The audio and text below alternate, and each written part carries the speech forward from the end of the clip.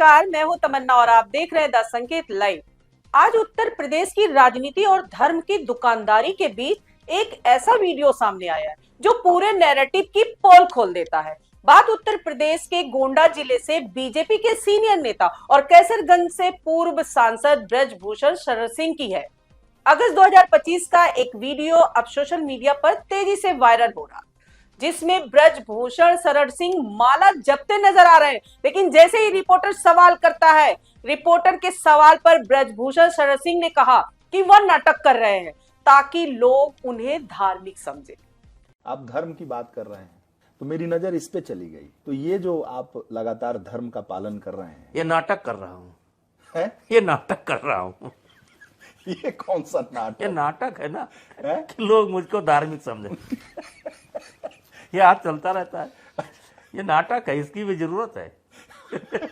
अभिनय है।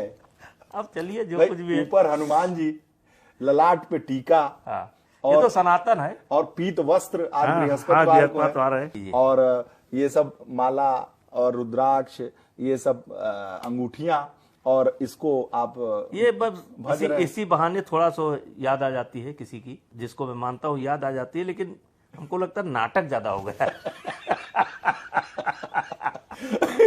क्योंकि नाटक का जमाना है ना।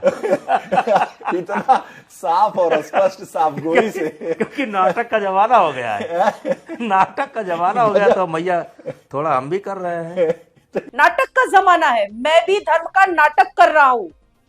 अब जरा सोचिए, देश में जिस धर्म का सियासत सबसे बड़ा हथियार बना दिया गया है, उसी धर्म को लेकर एक वरिष्ठ नेता खुलेआम कह रहा है कि मैं नाटक कर रहा हूं ताकि लोग मुझे धार्मिक माने। यानी जिसे जनता श्रद्धा समझती रही वो स्क्रिप्टेड एक्टिंग निकली है। और यही वजह है कि यह वीडियो सिर्फ वायरल नहीं हुआ बल्कि लोगों के गुस्से का कारण बना, क्योंकि सनातन धर्म के नाम पर आम जनता को बेवकूफ बनाकर वोट और सत्ता की दुकान चलाने वालों की सच्चाई खुद उनके मुंह से निकल आई है। और इस वीडियो के बाद सवाल उठने लगे हैं कि क्या यही है राजकथा और धर्म सभा करने वालों की असलियत? क्या जनता को भावनाओं में बहाकर चंदा और वोट बटोरना ही धर्म है?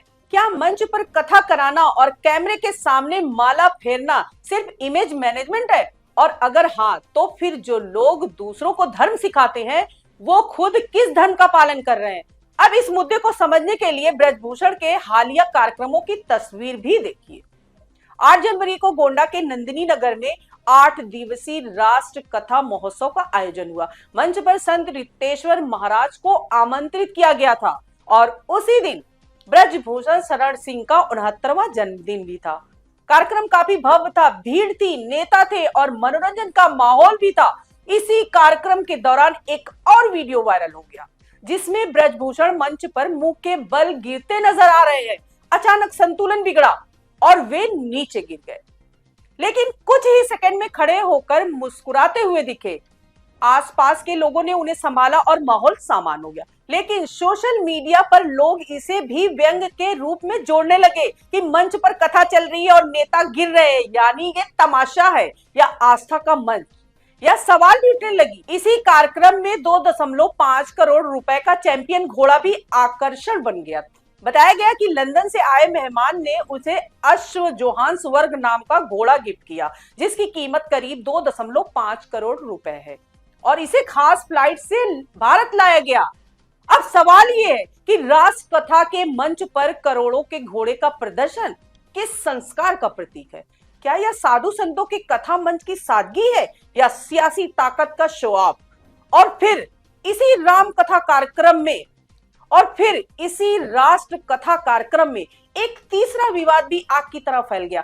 नंदिनी निकेतन के इसी परिसर में पवन सिंह जैसे सुपरस्टार मौजूद थे, लेकिन तभी एंट्री होती है सुल्तानपुर के यूट्यूबर और ऑडी सिंगर संजय यदुवंशी की, और दावा किया जाने लगा कि जैसे ही संजय यदुवंशी पहुंचे भीड़ बेकाबू हो गई। तस्वीरें वायरल हुई और कहा गया कि पुलिस को सुरक्षा कारणों से संजय को कुछ देर के लिए नजरबंद करना पड़ा। अब यहाँ कहानी और दिलचस्प हो जाती है, क्योंकि सोशल मीडिया पर फुसफुसाहट शुरू हो गई कि क्या पवन सिंह जैसे सितारे भी फीके पड़ गए? क्या ब्रजभूषण के गढ़ में कोई नया दबदबा पैदा हो गया? क्या संजय यदुवंशी का क्रेज सियासी ताकत पर भारी पड़ गया? और फिर एक बहस उठी कि संजय यदुवंशी बुलाए गए थे या बिन बुलाए पहुंचे थे। एक पक्ष कहता है ब्रजभूषण ने बुलाया ही नहीं। संजय के परिजन दावा करते हैं कि 3 दिन पहले खुद कॉल आया था। इसी बीच संजय का वीडियो सामने आता है जिसमें वे हाथ जोड़कर फैन से शांति की अपील करते नजर आते हैं। यह भी कहा गया कि पहले मारपीट विवाद में उनका नाम आया था और राष्ट्र कथा की घटना ने उन्हें फिर से टॉप ट्रेंड में ला दिया।